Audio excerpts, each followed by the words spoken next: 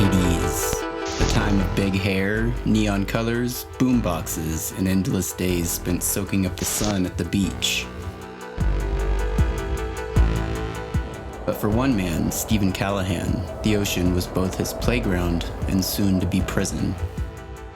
But first, let's rewind a bit. Born in Massachusetts in 1952, Stephen Callahan was an experienced sailor, having spent years navigating the high seas, beginning as a child. In fact, it had been his childhood dream to cross the Atlantic alone. In 1981, 29-year-old Callahan set sail on the Napoleon Solo, a 20-foot-long sailboat he designed and built himself. His plan was to depart from Newport, Rhode Island. He would sail to Bermuda before continuing on his way to England, where he had prepared to join a transatlantic solo sailing race ending in Antigua. He was ready to win. Unfortunately, Stephen had no choice but to drop out of the race along the coast of Spain. Bad weather had already sunk a couple ships in the race and damaged the Napoleon Solo. Determined to make the best of a bad situation, Stephen repaired his ship and decided to continue his journey, race or no race. He made his way down the coast of Portugal and headed out to the Canaries.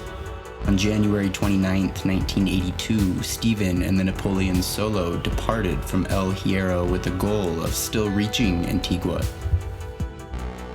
7 days into his journey during the dead of night, Stephen was jolted awake by a loud crash.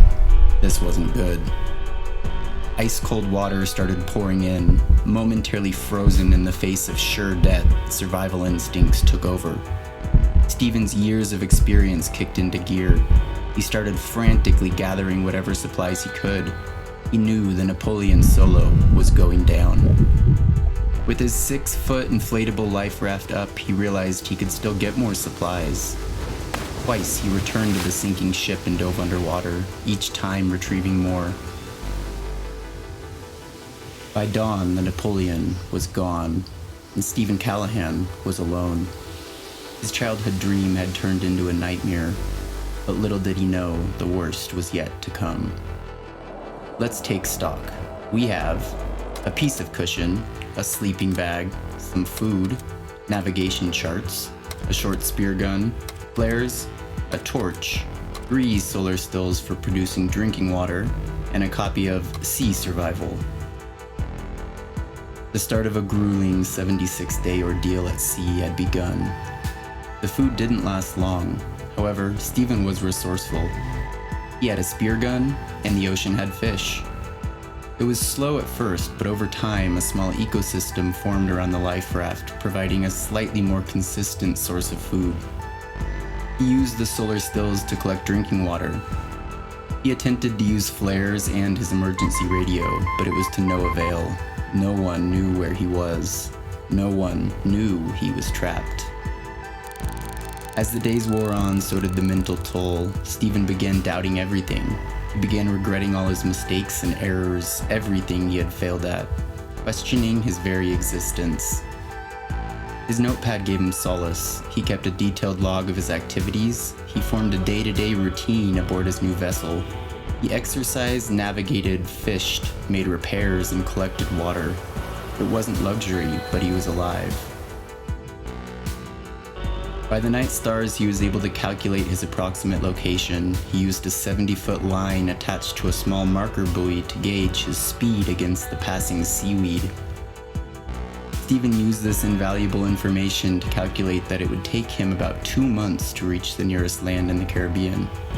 He somberly knew no one had ever survived adrift at sea that long.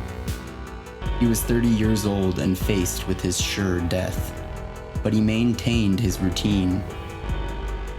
One night he felt a slapping on the bottom of the raft from a small fish. This was soon followed by a massive blow. The raft was lifted from the waves and fell back down. The shark had smashed into the raft in an attempt to catch a meal from the growing ecosystem surrounding them. Stephen managed to hit the shark a few times with the spear gun and scare it away. On day 43, while fishing with his spear, the raft was punctured. Air gushed out. Slowly, the raft collapsed in on itself. Barely afloat, Stephen battled with the tear for 10 days. He nearly gave up, but managed to eventually repair it. Stephen's mental and emotional state were pushed to their limits. He had hallucinations, heard things, drifted in and out of consciousness. His body was forming painful saltwater sores from constantly being wet. Still, he was able to appreciate the beauty of his surroundings, writing, "To me, this is a view of heaven from a seat in hell." On the 75th night, Stephen looked up at the horizon. This time it was different. He noticed 3 very faint lights. Then he noticed them pulse. They were lighthouses. In the light of the next morning, Stephen could see land for the first time in 76 days. He noticed a growing rumble sound and saw a small fishing boat make its way towards him. 2 men loaded Stephen and his raft aboard and made way for land. He had made it to the island of Marie Galante. He had survived. Battered and bruised, but he had survived. He collapsed on the beach and the men took him to the local hospital. Stephen had lost 1/3 of his body weight and it took him 6 weeks to fully recover. Despite facing incredible challenges and unimaginable hardship, he never gave up.